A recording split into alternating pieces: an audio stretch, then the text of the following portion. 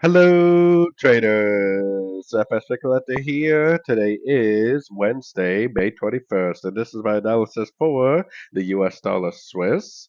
If you haven't done so already, definitely do check out my free Discord channel, which is linked down here in the corner at the end of the video. And make sure to take a look at my website, fxpipcollector.com. Watch the video on my home screen to learn more. So, anyways, on the US dollar Swiss, I still think it looks like a complete A, B, C correction.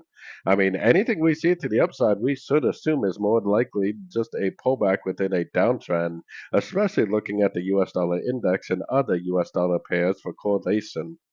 So keeping that in mind, taking it down to the 1 hour time frame, we are starting to get a pretty decent little move to the outside. So I think the first thing we should do now is we should throw our Fibonacci retracement on the last impulsive move down, which the last impulsive move down starts right here and goes to right here.